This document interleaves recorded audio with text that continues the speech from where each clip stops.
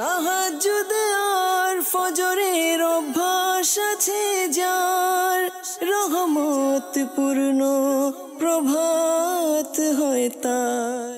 আলহামদুলিল্লাহি রাব্বিল আলামিন, আসসালাতু ওয়াসসালামু আলা সাইয়্যিদিল মুরসালিন, আম্মা বা'দু, ফাউযু বিল্লাহি মিনাশ শাইতানির রাজীম, বিসমিল্লাহির রহমানির রহিম। আসসালাতু ওয়াসসালামু আলাইকা ইয়া রাসূলুল্লাহ ওয়া আলা আলিকা ওয়া আসহাবিকা ইয়া হাবিবাল্লাহ। আসসালাতু ওয়াসসালামু আলাইকা ইয়া নবিয়াল্লাহ ওয়া আলা আলিকা ওয়া আসহাবিকা ইয়া নূরাল্লাহ।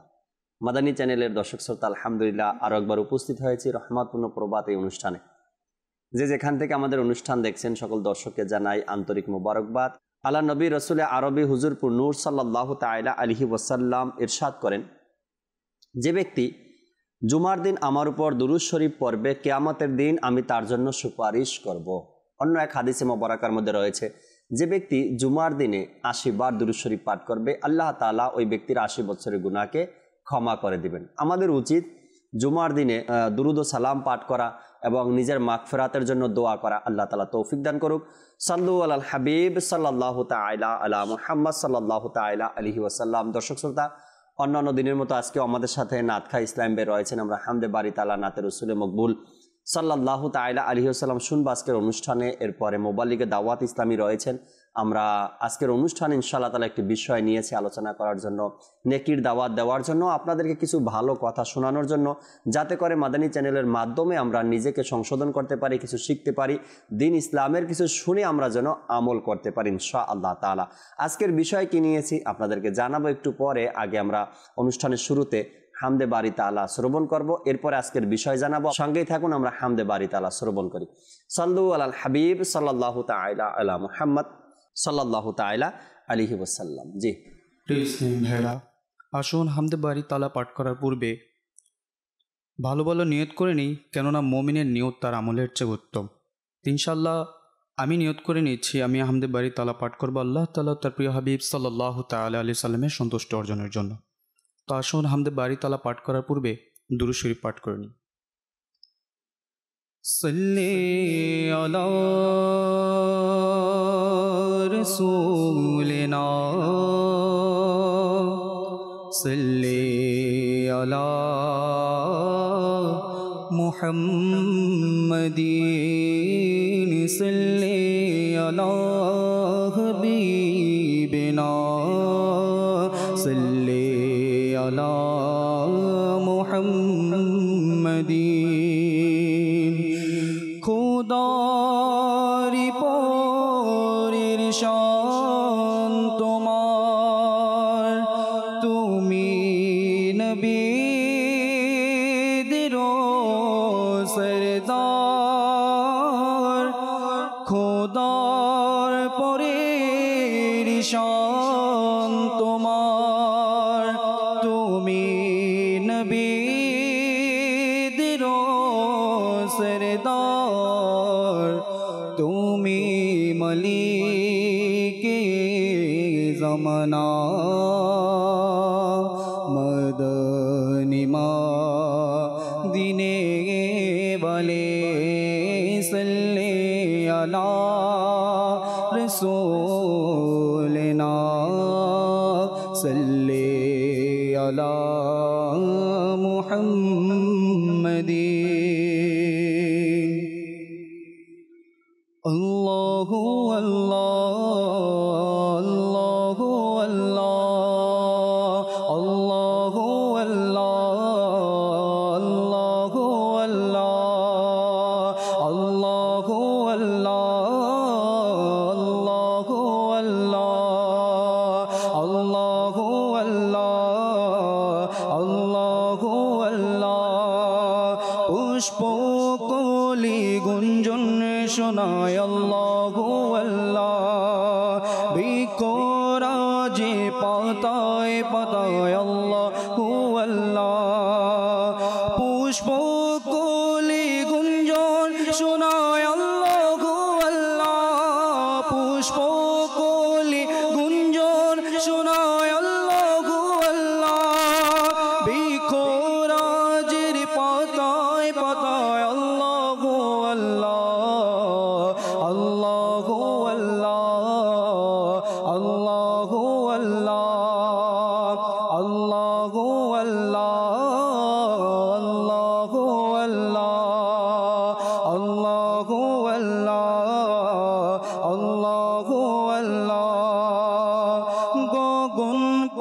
পানে মেঘমালায় আল্লাহু আল্লাহ, গগন পানে মেঘমালায় আল্লাহু আল্লাহ, পর্বতেরি চূড়ায় চূড়ায় আল্লাহু আল্লাহ, পর্বতেরি চূড়ায় চূড়ায় আল্লাহু আল্লাহ, গগন পানে মেঘমালায় আল্লাহু আল্লাহ, গগন পানে মেঘমালায় আল্লাহু আল্লাহ, পর্বতেরি চূড়ায় চূড়ায় আল্লাহু আল্লাহ, আল্লাহু আল্লাহ, আল্লাহু আল্লাহ, আল্লাহু আল্লাহ, আল্লাহু আল্লাহ, আল্লাহু আল্লাহ, আল্লাহু আল্লাহ। সূরা রহমানি হোক বা সূরা ইখলাস, সূরা রহমানি হোক বা সূরা ইখলাস, কুরআনেরই পাতায় পাতায় আল্লাহু আল্লাহ, কুরআনেরই পাতায় পাতায় আল্লাহু আল্লাহ, সূরা রহমানি হোক বা সূরা ইখলাস, কুরআনে সূরা রহমানি হোক বা সূরা ইখলাস, কুরআনেরই পাতায় পাতায় আল্লাহু আল্লাহ, আল্লাহু আল্লাহ, আল্লাহু আল্লাহ, আল্লাহু আল্লাহ, আল্লাহু আল্লাহ। গুঞ্জন শোনায় আল্লাহ আল্লাহ বৃষ্টির ঝরনা, গুঞ্জন শোনায় আল্লাহ আল্লাহ বৃষ্টির ঝরনা, সাগরের জোয়ার বাটায় আল্লাহু আল্লাহ, গুঞ্জন শোনায় আল্লাহ আল্লাহ বৃষ্টির ঝরনা, গুঞ্জন শোনায় আল্লাহ আল্লাহ বৃষ্টির ঝরনা, সাগরের জোয়ার বাটায় আল্লাহু আল্লাহ, আল্লাহু আল্লাহ, আল্লাহু আল্লাহ, আল্লাহু আল্লাহ, আল্লাহু আল্লাহ। চন্দ্র সূর্য গ্রহ তারা প্রবণ মেঘমালা, চন্দ্র সূর্য গ্রহ তারা প্রবণ মেঘমালা, আকাশ পাতাল জিকে শোনায় আল্লাহু আল্লাহ, চন্দ্র সূর্য গ্রহ তারা আল্লাহু আল্লাহ, চন্দ্র সূর্য গ্রহ তারা প্রবণ মেঘমালা, আকাশ পাতাল জিকে শোনায় আল্লাহু আল্লাহ, আল্লাহু আল্লাহ, আল্লাহু আল্লাহ, আল্লাহু আল্লাহ, আল্লাহু আল্লাহ, আল্লাহু আল্লাহ, আল্লাহু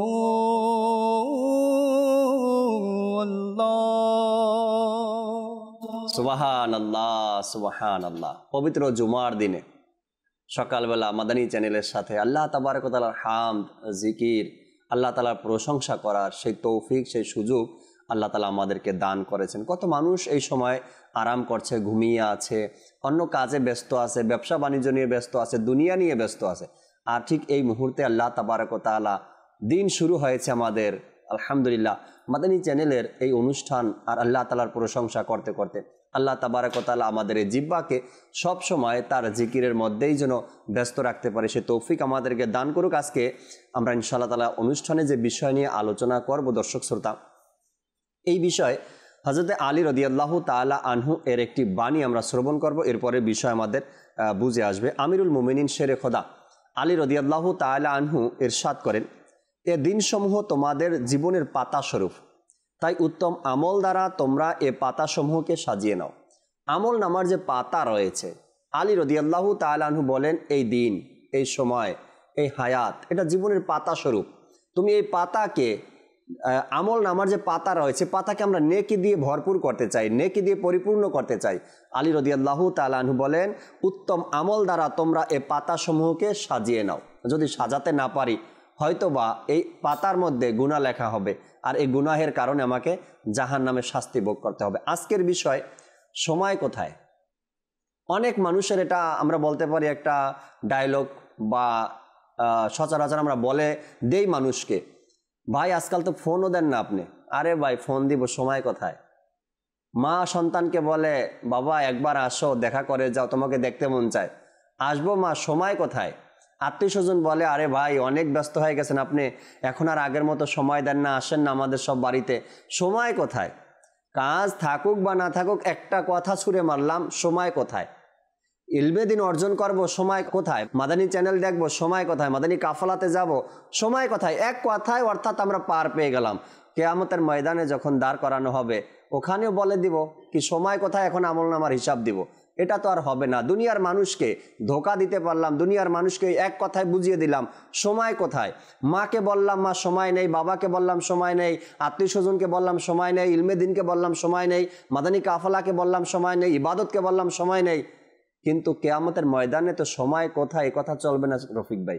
তখন তো আমাকে ঠিকঠাক প্রতিটা শ্বাস প্রশ্বাসের হিসাব নিকাশ আমাকে দিতে হবে। আপনার দুনিয়াতে সময় থাকুক বা না থাকুক, একদিন আপনাকে এর হিসাব দিতে হবে। আলী রাদিয়াল্লাহু তাআলা আনহুর এই ফরমান যে তোমরা এই পাতাসমূহকে আমল দ্বারা, ভালো আমল দ্বারা সজ্জিত করে নাও, যাতে করে কিয়ামতের দিন দুশ্চিন্তার কারণ না হয় আমাদের। আজকের বিষয় সময় কোথায়, আমরা আলোচনা শুনবো। মুবাল্লিগে দাওয়াত ইসলামী রফিক ভাই আমাদের সাথে আছেন এবং আমাদের তৌফিক মাদানী ভাইও আজকে আমাদের সাথে রয়েছেন। আমরা তাদের থেকে আজকের বিষয় নিয়ে কোরআন ও হাদিস থেকে গুরুত্বপূর্ণ কিছু কথা শুনবো, আলোচনা শুনবো এবং আপনাদের কল এসএমএসগুলো আমরা সময় সময় নেওয়ার চেষ্টা করব। সুসংবাদ যেটা একটু পরে শোনাবো, আগে রফিক ভাই থেকে আজকের যে বিষয় নিয়েছি আমরা এই বিষয় সম্পর্কে কিছু মাদানী ফুল শ্রবণ করি। জি রফিক ভাই। আজকে যে বিষয় আপনি নিয়েছেন যে সময় কোথায়, মানুষ একটা নির্দিষ্ট সময় নিয়ে, সময় বলি, হায়াত বলি, আয়ুষ্কাল বলি, যা কিছুই বলি না কেন, জি জি, একটা নির্দিষ্ট সময় নিয়ে পৃথিবীতে এসেছে।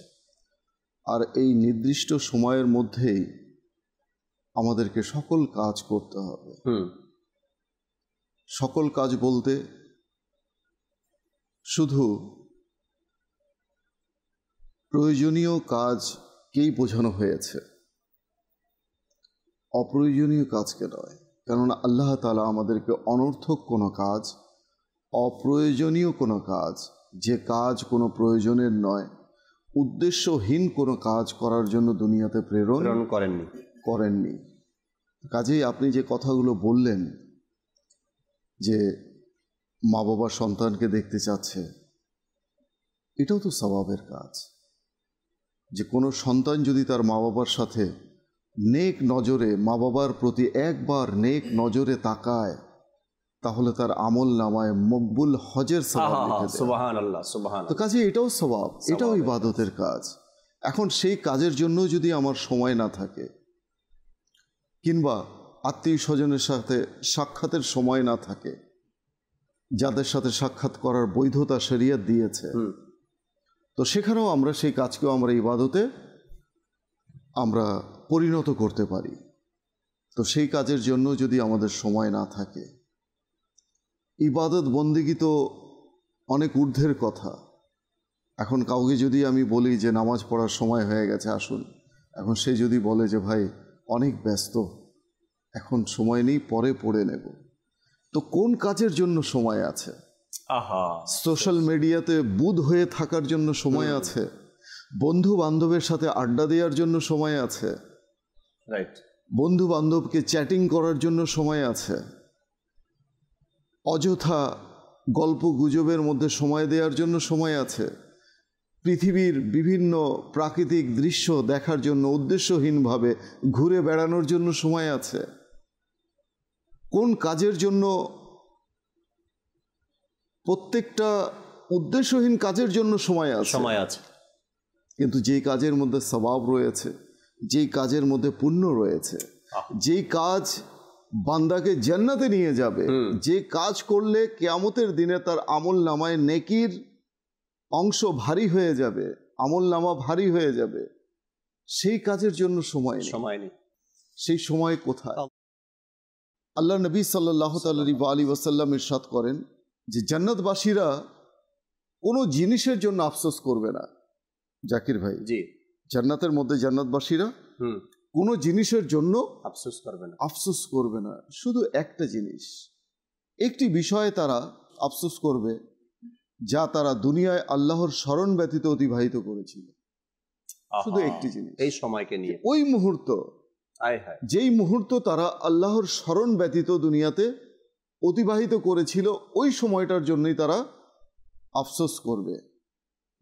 হাফিজ ইবনে আসাকির তাবঈনুল কাযিবিল মুফতারি নামক কিতাবে বর্ণনা করেন, হিজরির ৫ম শতাব্দীর স্বনামধন্য বুজুর্গ হযরত সাইয়্যিদুনা সুলাইম রাজি রাহমাতুল্লাহি তাআলা আলাইহি যখন লেখনীর লিখতে লিখতে, মানে কোনো কিতাব লিখতে লিখতে, কিতাবাদি লিখতে লিখতে কলম ক্ষয় হয়ে যেত, তখন সেই কলম তিনি চাঁচার সময় তিনি জিকির শুরু করে দিতেন। অর্থাৎ তার এই কাজটুকু, অর্থাৎ কলম চাচা, তার কাছে মনে হতো যে এটা অনর্থক একটা কাজ। এই সময়টাও যেন সে ইবাদতে পরিণত করতে পারে। কিতাবাদি লেখনী লিখছেন, এখন যখন কলম লিখতে লিখতে ক্ষয় হয়ে গেল, কলম হোক পেন্সিল হোক, তখন তিনি সেই পেন্সিলটা চাঁচতে চাঁচতে, কলমটা চাঁচতে চাঁচতে, তখন তিনি আল্লাহ তাবারক ওয়া তাআলার জিকির শুরু করে দিতেন। এই জন্যে যে এক ঢিলে যেন দুই শিকার করা যায়, তিনি কলম চাচার সময়টাও আল্লাহর জিকিরে ব্যয় করতেন, যাতে সেই সময়টা কলম চাচার কাজে, শুধুমাত্র কলম চাচার কাজেই ব্যয় না হয়। এটা হচ্ছে বুদ্ধিমানের কাজ।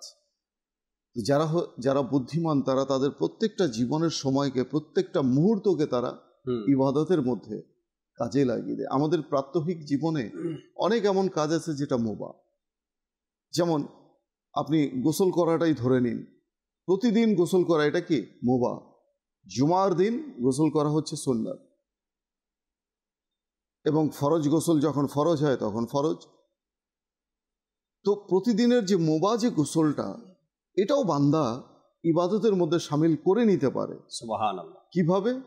যদি তার এই নিয়ত থাকে যে আমি গোসল করে আল্লাহ তাআলার কোরআন তেলাওয়াত করব, ইবাদত করব, নামাজ পড়ব, দর্স কোরআন হাদিস আমি করব, দেব, কিংবা আমি কোরআন ও হাদিসের দর্স শ্রবণ করব, অর্থাৎ যে কোনো নেক আমলের সে যদি নিয়ত করে নেয়, তাহলে সেই মুবাহ কাজটা তখন তার মুস্তাহাব হয়ে যাবে, সওয়াবে পরিণত হয়ে যাবে। তো বুদ্ধিমান ওই ব্যক্তি যে তার সময়টুকুকে, অর্থাৎ সময় নেই এই কথা যেন না বলা, প্রত্যেকটা কাজের জন্য আল্লাহ তাআলা আমাদেরকে দুনিয়াতে পাঠিয়েছেন তার হাবিব সাল্লাল্লাহু আলাইহি ওয়াসাল্লামের উম্মত হিসাবে। আমরা যে কোনো জায়েজ কাজকে, মুবাহ কাজকে আমরা ইবাদতে পরিণত করতে পারি। কোরআনুল কারীমের মধ্যে আল্লাহ তাআলা ইরশাদ করছেন, সূরা আম্বিয়ার প্রথম আয়াতে ইরশাদ করছেন, কাজুল ইমানের অনুবাদ, যে মানুষের হিসাব নিকাশের সময় অত্যাসন্ন, কিন্তু তারা উদাসীনতায় মুখ ফিরিয়ে আছে। যে কাজটা আপনি বললেন, যে কোনো একটা কাজের জন্য, ইবাদতের জন্য মা বাপ ডাকছে যে বাবা একটু এসো, দেখা করে যাও, এখন সন্তান বলছে সময় কোথায় মা, বাবার সময় কোথায়। আচ্ছা, কোনো বন্ধু বান্ধব বলছে চলো একটু মানবতার কাজে আমরা যাই, মানবতার কল্যাণে কোনো একটা কাজ করি, অনেক কাজ আছে সময় দুনিয়াতে। এখন সে বলছে যে সময় কোথায় দোস্ত, আমি তো ব্যস্ত। এই যে কাজ, সময় কোথায়, তুমি কোন কাজটার জন্য দুনিয়াতে এসেছো, আর কোন কাজে তুমি ব্যস্ত, আর কোন কাজটা করার জন্য তোমার সময় নেই, এটা নির্ধারণ করবে ওই সকল ব্যক্তি যারা বুদ্ধিমান। যে আমার এই কাজটাও ইবাদতের, এই কাজটা যদি জায়েজ রয়েছে, শরীয়তের দৃষ্টিতে কোনো গুনাহ না, আমি এটাকেও আমি ইবাদতে পরিগণিত করে নিতে পারি যদি আমি একটু নিয়ত করে নিই। তো আল্লাহ তাআলা আমাদেরকে বোঝার তৌফিক। আসলে দর্শক শ্রোতা, সময়টা এমন একটা বিষয়, কেউ এই সময়কে ধরে রাখতে পারে না। হ্যাঁ, আপনার ঘরে ঘড়ি আছে, আপনি চাইলে ঘড়ির ব্যাটারি খুলে রাখতে পারবেন, ঘন্টা আর ঘুরবে না, অর্থাৎ ঘড়ির টাইম অফ হয়ে যাবে। আপনি যদি চান কি আমার ঘড়ির টাইম যেন সামনে না যায়, আপনি ব্যাটারি খুলে রাখতে পারবেন, আপনার ঘড়ির সময় টাইম জায়গায় বসে থাকবে, কিন্তু সূর্য আর চন্দ্র সে অপেক্ষায় থাকবে না। দিনের পর দিন যাবে, রাতের পর রাত যাবে, আপনার ঘড়ির কাঁটা জায়গায় থাকবে, কিন্তু সময়টা অতিবাহিত হয়ে যাবে। সময় এমন একটা বিষয় ধরে রাখা সম্ভব নয়, এটা চলেই যাবে। আপনি সারাদিন ঘুমিয়ে কাটান, সময় চলে যাবে। আপনি সারাদিন কাজের মধ্যে থাকেন, সময় চলে যাবে। আপনি সারাদিন ইবাদত করতে থাকেন, সময় চলে যাবে। সময় কিন্তু কারো জন্য অপেক্ষা করে না।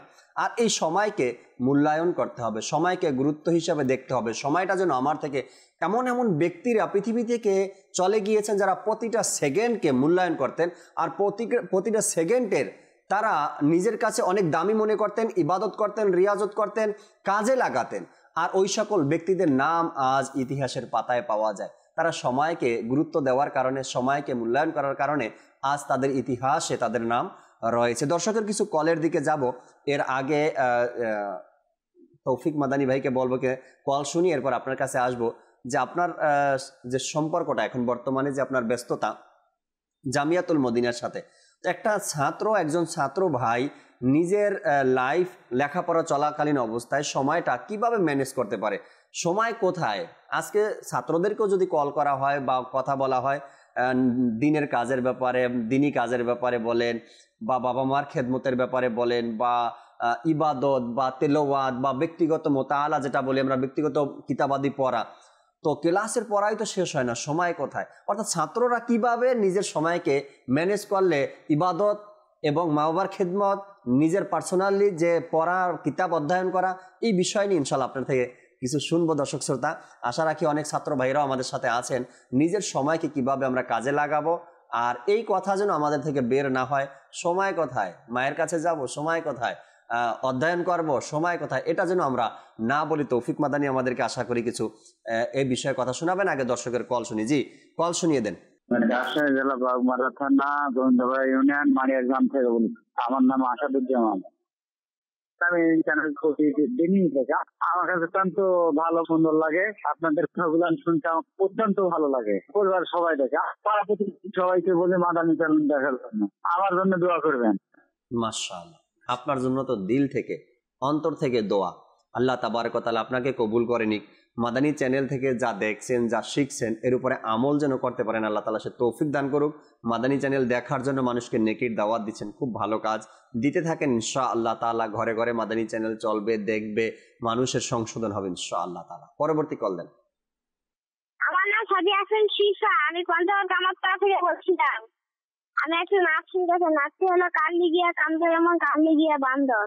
মাশাআল্লাহ, আমাদের নাতখা ইসলামের সাথে আছেন, সম্ভব হলে আপনাকে শোনাবো। পরবর্তী কল দেন। মাদানী চ্যানেল বাংলা আমার খুব ভালো লাগে, আমি প্রায় মাদানী চ্যানেল দেখি। আলহামদুলিল্লাহ, আল্লাহর কাছে ফরিয়াদ যে মাদানী চ্যানেল যাতে বাংলার প্রতিটি ঘরে ঘরে পৌঁছে যায়। মাশাআল্লাহ, প্রায় সময় দেখেন, এই কথাটাকে নিয়ে একটু কিছু বলতে চাই আমি। সেটা হলো গিয়ে, প্রায় সময় নয়, আপনি যখনই সময় পাবেন তখনই মাদানী চ্যানেল দেখবেন।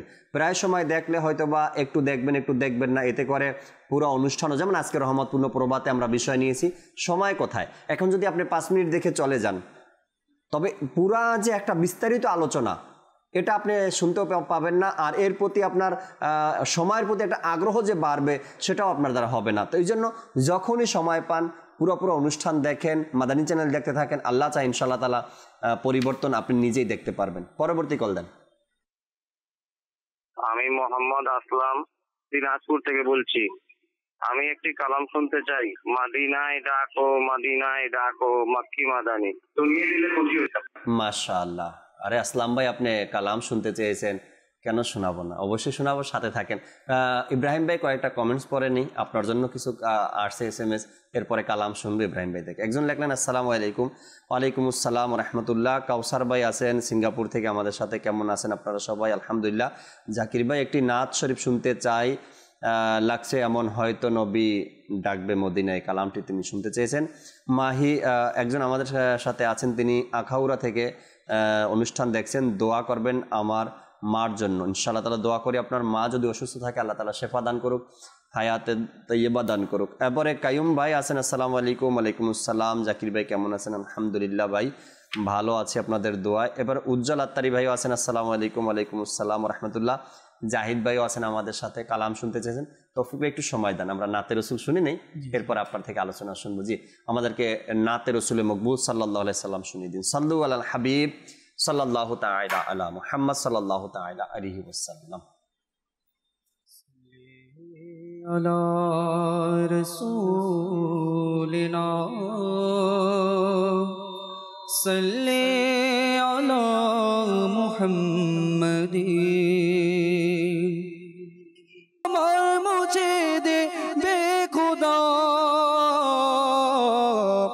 একটু যদি ঠোঁট তোমার নরাও রাসূল, একটু যদি ঠোঁট তোমার নরাও রাসূল, ভালোবাসার সুধা মোরে দাও রাসূল, তোমার দিবানা মোরে বানাও রাসূল, ভালোবাসার সুধা মোরে দাও রাসূল, তোমার দিবানা মোরে বানাও রাসূল। আল্লাহ মাশাআল্লাহ, আল্লাহ তাবারক ওয়া তাআলা আমাদেরকে তার প্রিয় হাবিব সাল্লাল্লাহু আলাইহি ওয়াসাল্লামের দেওয়ানা বানাক, আশিক বানাক। আমরা যেন দিন রাত আমার নবীর চিন্তায়, আমার নবীর ভালোবাসায়, আমার নবীর কল্পনায় যেন আমরা থাকতে পারি। আল্লাহ তাআলা সে তৌফিক আমাদেরকে দান করুক। যে সুসংবাদটা দেওয়ার ছিল দর্শকের উদ্দেশ্যে, এটাও বলে দিই। দাওয়াত ইসলামের পক্ষ থেকে প্রতি বছর যে টেলিথন অনুষ্ঠিত হয়, অর্থাৎ চাঁদা কালেকশনের একটা অপশন রাখি আমরা প্রতি বছরে জামিয়াতুল মদিনা আর মাদ্রাসাতুল মদিনার জন্য। তো আলহামদুলিল্লাহ এবছরও টাইম ডেট ফাইনাল হয়ে গিয়েছে। আগামী শুক্রবার 5 নভেম্বর ইনশাআল্লাহ তাআলা পুরো বাংলাদেশে টেলিথনের আয়োজন, টেলিথন কালেকশন হবে ইনশাআল্লাহ তাআলা। প্রতি ইউনিট 5,000 টাকা। তো গত বছরও আপনারা এই টেলিথনে অংশগ্রহণ করেছেন, এর আগেও অংশগ্রহণ করেছেন। অনেক আছে যারা 50 ইউনিট দেয়, অনেকে আছে 100 ইউনিট দেয়, অনেকে আছে 26 ইউনিট দেয়। তো আমরা আজকে নিয়ত করে নিই, আগামী শুক্রবারে যে টেলিথনের আয়োজন করা হয়েছে সেখানে আমি 26 ইউনিট দেবো, 52 ইউনিট দেবো, 100 ইউনিট দেবো, 112 ইউনিট দেবো, এভাবে করে প্রতি ইউনিট 5,000 টাকা। এক ইউনিটে আমরা 5,000 টাকা নির্ধারণ করেছি। আর যারা ইউনিট দেওয়ার নিয়ত করছেন এই মুহূর্তে বা করবেন আগামীকালকে বা পরশু দিনকা, আপনারা আপনার কল আমাদের কল সেন্টারে পাঠিয়ে দিন, অর্থাৎ ভয়েস পাঠিয়ে দিন, কল করে জানিয়ে দিন কি আমি এত ইউনিট দিব দাওয়াত ইসলামীর জামিয়াতুল মদিনা আর মাদ্রাসাতুল মদিনা পরিচালনার জন্য। আর এই জামিয়াতুল মদিনার একজন মজলিসের ইসলামী ভাই আমাদের সাথে আছেন, তৌফিক মাদানী থেকে কিছু মাদানী ফুল আমরা শ্রবণ করে আজকের বিষয় নিয়ে যে তৌফিক ভাই কিছু মাদানী ফুল দর্শকের উদ্দেশ্যে। আপনি যে বিষয়টা আমাকে প্রশ্ন করলেন এর মধ্যে দুটো দিক, একটা হচ্ছে মা বাবাকে সময় দেয় না ছাত্ররা, আর একটা হচ্ছে এক্সট্রা মোতানা বা এক্সট্রা পড়ালেখা, জি, যেটা তাদের দর্শী কুতুবের বাইরে, এটা কিভাবে করবে। জি জি, এটা প্রত্যেক স্টুডেন্টের জন্য এবং সাথে সাথে যারা পড়ালেখার সাথে রিলেটেড সবাই এই বিষয় থেকে আমরা কিছু জিনিস শিখার আছে।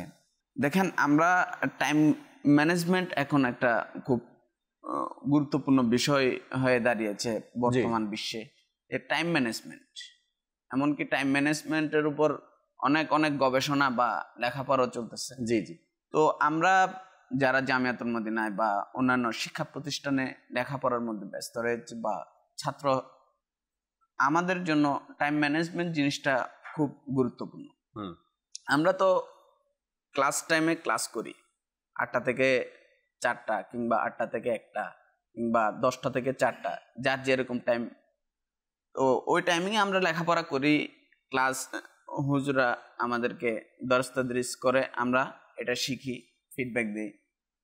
তো আউট আমরা যে সময়টা পাই, জি, এই সময়ের মধ্যে আমাদের পুরো দর্শী যে মাওয়াতগুলো, এগুলো আমাদের কমপ্লিট করার পর আসলে আমরা যদি টাইমকে ওভাবে ম্যানেজ করি তাহলে দেখা যাবে আমরা সারাদিনের মধ্যে অনেক সময় আমরা বের করে নিতে পারি। যেমন একটা জামিয়াতুল মদিনার ছাত্র হিসেবে আপনি জিজ্ঞেস করেছেন, এদের ব্যাপারে আমি বলছি। মনে করেন সে 8টা থেকে 1টা পর্যন্ত লেখাপড়া করবে, ক্লাসে রইল।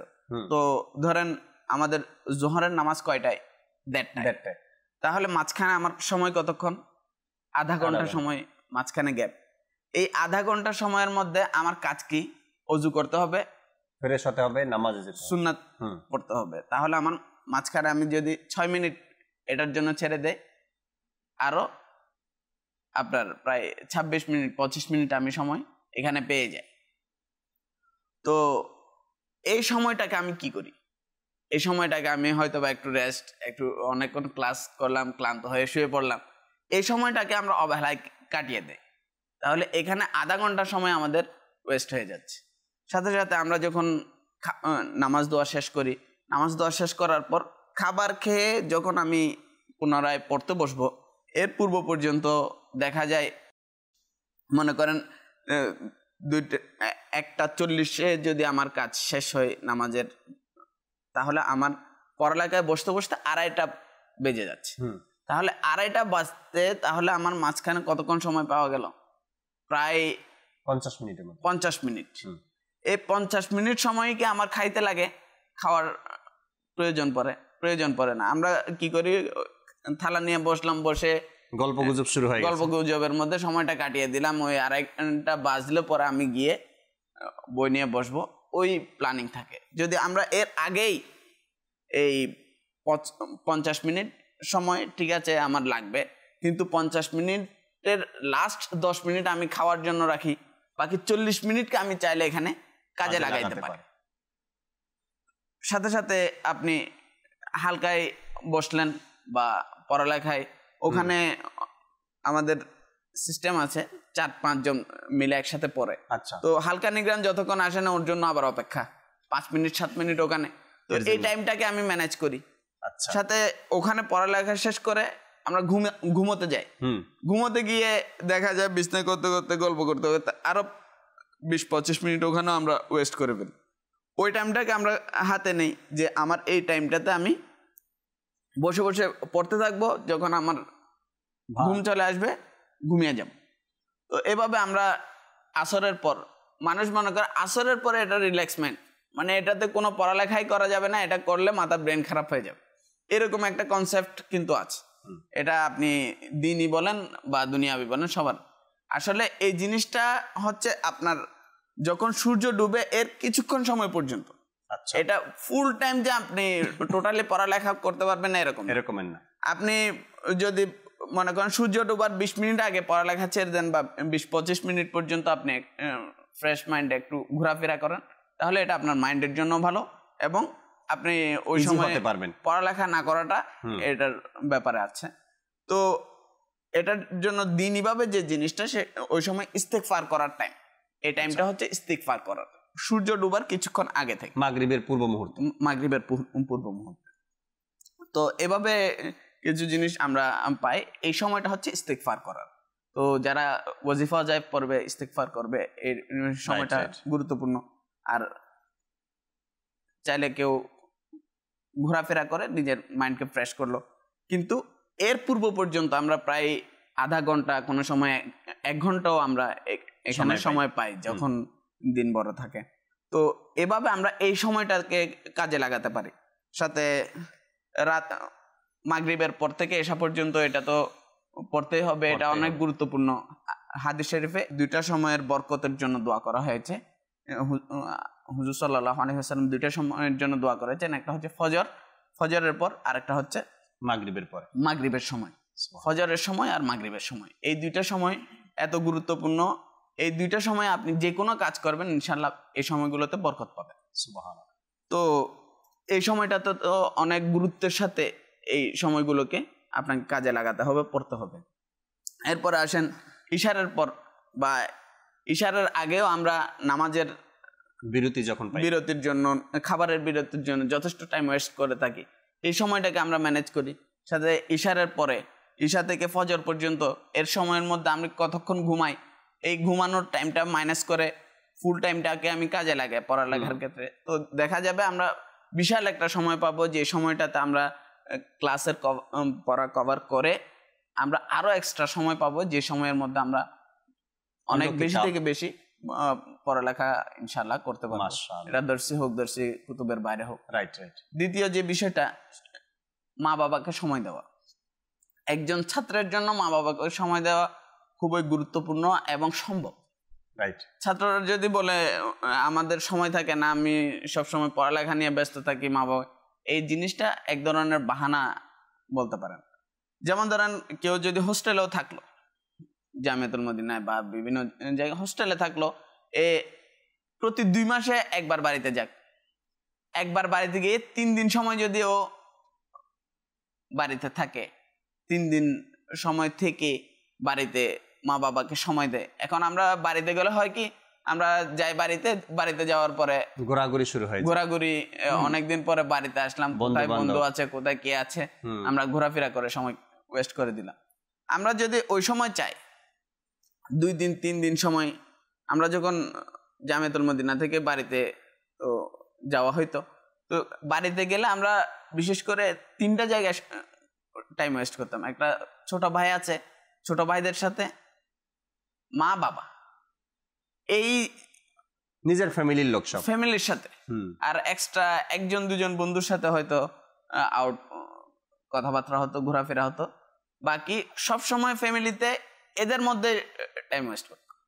অনুরূপভাবে ছাত্ররা যদি চাই, এখন আমরা বাড়িতে গেলাম, বাড়িতে যাওয়ার পর মা বাবার চাহিদা বা মা বাবার সাথে বসে যদি আপনি গল্পও করেন, তো এটা এদের জন্য এত খুশির আনন্দের মুহূর্ত যে আমার ছেলে আমার সাথে বসে গল্প সল্প করছে। গল্প বলতে যেমন ধরেন গিয়া মাদ্রাসার মধ্যে যে লেখাপড়াগুলো হয়, জি জি, যে কিতাবগুলো আমরা অধ্যয়ন করি, মাদ্রাসার ব্যাপারে কথা বললাম, আমাদের মাদ্রাসা এভাবে পরিচালনা হয়, সেখানে এভাবে ইবাদতের তারগিব দেওয়া হয়, সেখানে এভাবে আমল করানো হয়, সেখানে নামাজের টাইম এভাবে।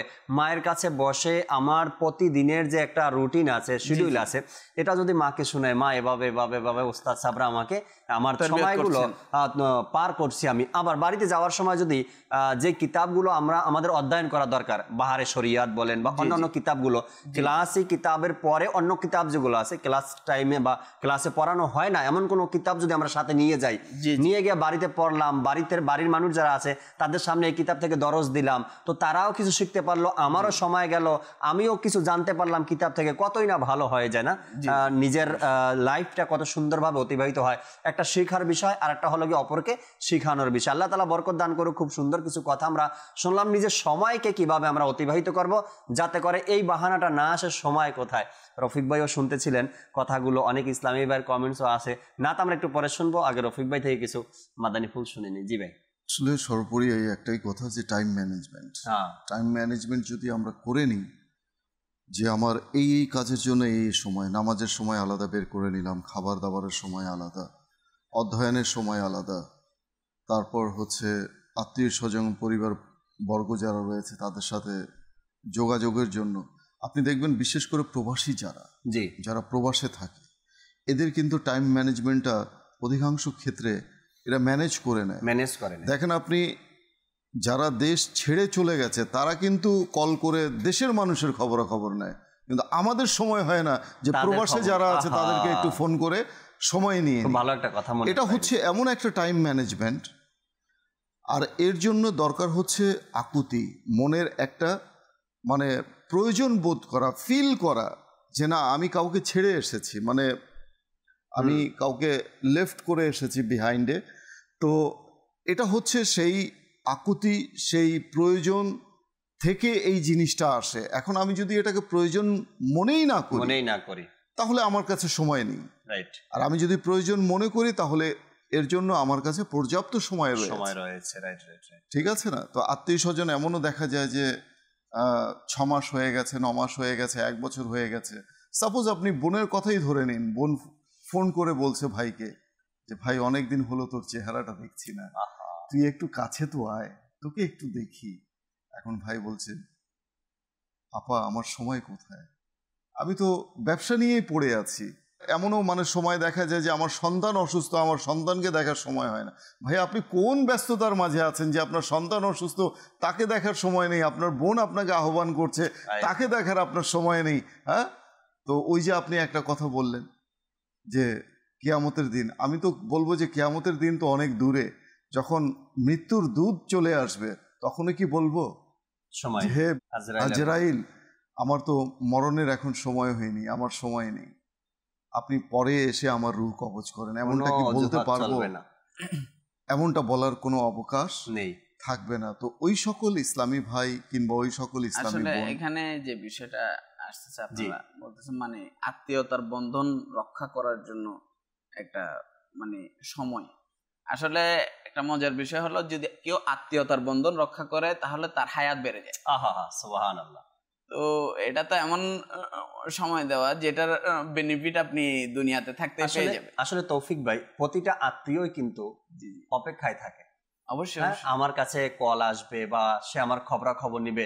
যেমনটা আমি নিজে, আপনিও বা দর্শক শ্রোতা যারা আছেন আপনারাও অপেক্ষায় থাকেন কি কখন কে ফোন দিবে। এমন কোন লোক যার কাছে মোবাইল আছে, সে প্রতিদিন সকালে ঘুম থেকে উঠেই একবার মোবাইলটা চেক করে যে কেউ কল করলো কিনা, কেউ মেসেজ করলো কিনা। অপেক্ষায় কেন থাকেন আপনি? একটা টান তাদের প্রতি, একটা ভালোবাসা, কেউ না কেউ আমাকে কল করবে। একদিন দুই দিন যদি পার হয়ে যায়, বড় ভাইয়া যদি কল না করে তো তার প্রতি একটু গোসা চলে আসে, ভাই 2 দিন হয়ে গেল, ভুলে গেল আমাকে, 2 দিন ধরে কল দিচ্ছে না আমাকে কেন। আপনার একটা টান তার প্রতি, ভালোবাসা, আমাকে কল করবে। আপনার প্রতিও কারো এমন ভরসা আছে, কেউ সে আমাকে কল করবে। আত্মীয় স্বজনের খবর নেওয়ার ব্যাপারে যদি বলি, সময় কোথায়, না এটা করিয়েন না। আসলে আমাদেরকে এটার ফজিলত সম্পর্কে জানতে হবে।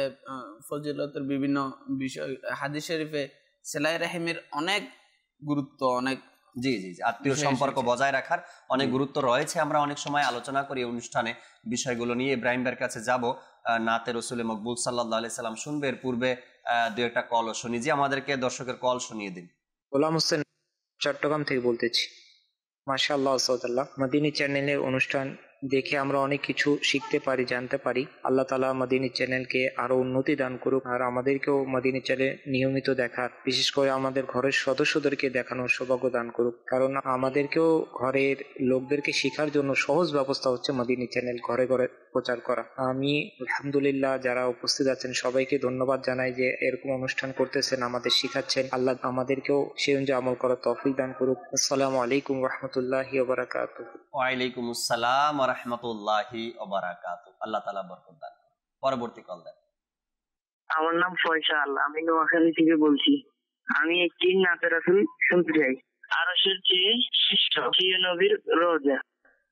মাশাআল্লাহ মাশাআল্লাহ, সাথেই থাকতে হবে, শোনাবো ইনশাআল্লাহ। পরবর্তী কল দেন। আমি হবিগঞ্জ থেকে চুনারঘাট উপজেলা, তৌফিকুল ইসলাম সোহাইবি। আমরা অনেকেই বসে বসে দেখতেছি আপনাদের চ্যানেলটা, অনুষ্ঠানটা আলহামদুলিল্লাহ খুব সুন্দর এবং ভালো। সুবহানাল্লাহ সুবহানাল্লাহ, আল্লাহ তাআলা বরকত দান করুন। পরবর্তী কল দেন। আমার নাম রুহুল আমিন, ঢাকা নবাবগঞ্জ। আমি একটি নাতে রাসূল শুনতে চাই, জীবনে হবে কি তোমার দিদার। জীবনী হবে কি তোমার দিদার ইয়া রাসূলুল্লাহ। সাথেই থাকুন। আমাদেরকে ইউসুফ ভাই কমেন্টস করেছেন, আসসালামু আলাইকুম। ওয়ালাইকুম আসসালাম ওয়া রাহমাতুল্লাহ। কায়ুম ভাইও আবারও কমেন্টস করেছেন, জাকির ভাই নাটটা শুনতেই চাই, ছাড়ো চিন্তা পৃথিবীর। এই নাটটা বের করেন আপনি, এই নাটটাই শুনবো আপনার থেকে ইনশাআল্লাহ তাআলা যদি সম্ভব হয়। কাউসার ভাই আমাদেরকে কমেন্টস করেছেন, তিনি বললেন আমি নিয়ত করছি ইউনিট দিব এবং জমাও করাবো, কালেকশন করবেন ইনশাআল্লাহ তাআলা। মাশাআল্লাহ, নিয়ত চলে আসতেছে ইসলামী ভাইদের। আমরা একটা নাতে রসুলে মকবুল সাল্লাল্লাহু আলাইহি সাল্লাম শুনি। ইব্রাহিম ভাই কি এটা শোনানো সম্ভব?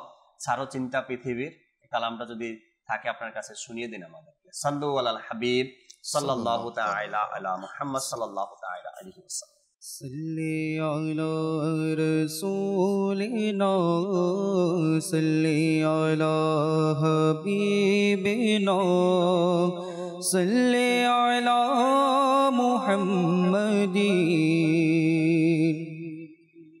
ছাড়ো চিন্তা পৃথিবী চলো সবে মদিনাতে ছাড়ো চিন্তা পৃথিবী চলো সবে মদিনাতে মনের আশা পূরণ হবে প্রিয় নবীর দরে গেলে ছাড়ো চিন্তা পৃথিবী রহমতের মেঘমালা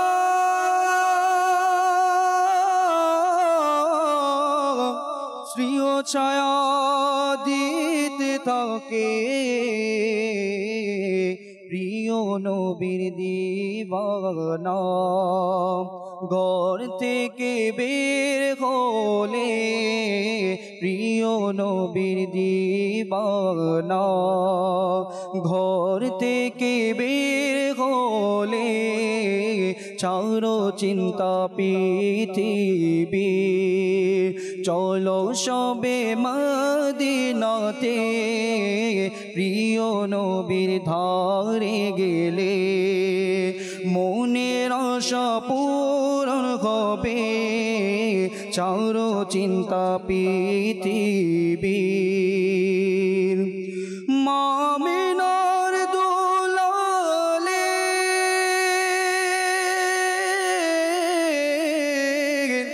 স্বপ্ন নবীদের সরদার, মিলাদ মোরা পালন করি, মিলাদ মোরা পালন করি। দুশ্মনেরা জয় যে জ্বলে মিলাদ মোরা পালন করি।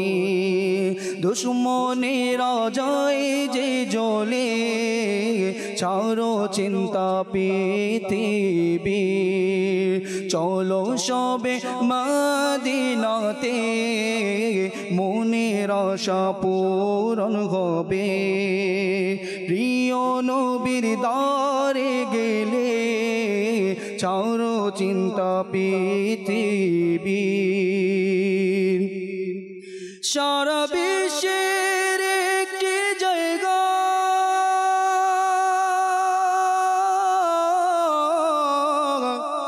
আর তা হলো মদিনা,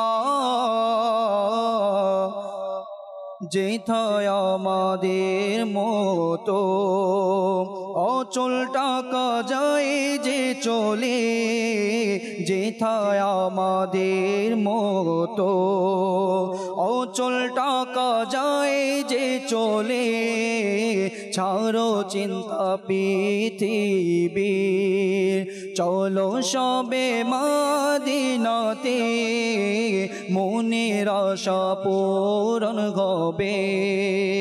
প্রিয় নবীর দ্বারে গেলে ছাড়ো চিন্তা পৃথিবীর। প্রিয় নবীর দক্ষিণা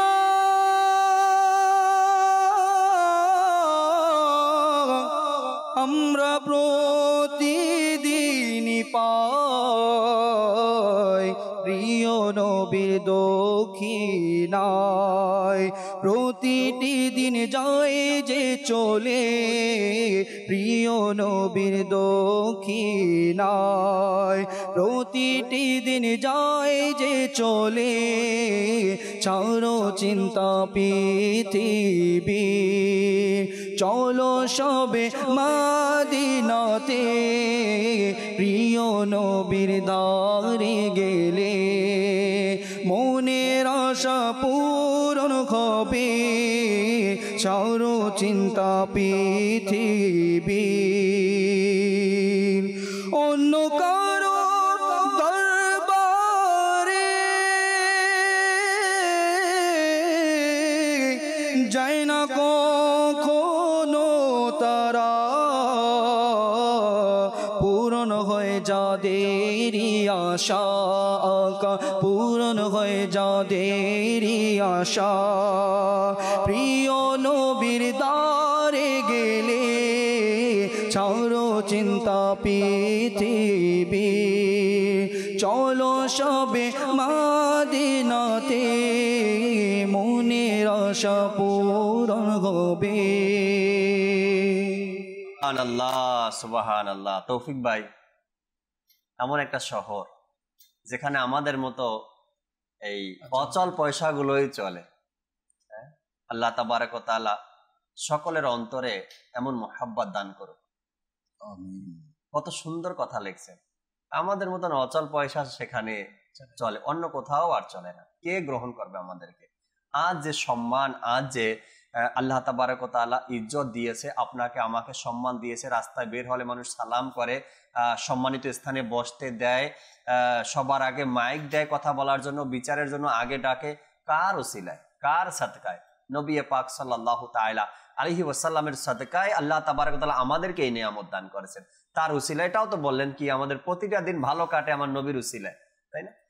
তো আল্লাহ তাআলা আমাদেরকে বুঝার দান করুক, আমল করার দান করুক। যে নবীর সাদকায় পাগড়ি পেয়ে সম্মানিত হয়েছি, যে নবীর সাদকায় দাড়ি পেয়ে সম্মানিত হয়েছে, ওই নবীকে যেন আমরা অন্তর থেকে ভালোবাসতে পারি, মুখে নয়, অন্তর থেকে যেন ভালোবাসার সেই ব্যবস্থা, সেই তৌফিক যেন আল্লাহ তাআলা আমাদেরকে দান করে। যে আলোচনা করছিলাম দর্শক শ্রোতা আজকের অনুষ্ঠানে, সময় কোথায়, একটি বিষয় সবচাইতে বড় যে বিষয়টা সেটা হলো গিয়ে আমি একজন ব্যক্তি, আর আমি ব্যক্তি কিন্তু কারো মামা, আবার কারো ভাগনা, কারো ভাই, কারো ভাতিজা, এভাবেই না আমি কারো ভাতিজা আবার কারো ভাই, আমি কারো ভাগনা আবার কারো মামা, আমি কারো আত্মীয়, কাছের আত্মীয় আবার কারো দূরের আত্মীয়। আমি একজন ব্যক্তি, কিন্তু আমার সাথে সম্পর্ক প্রতিটা ব্যক্তির সাথে, আমার আত্মীয় যারা আছেন, কাছের আত্মীয় হোক বা দূরের আত্মীয়, সবার সাথে আমার সম্পর্ক। কেউ বা আপনাকে মামা বলে ডাকে, আবার আপনাকেই কেউ ভাই বলে ডাকে।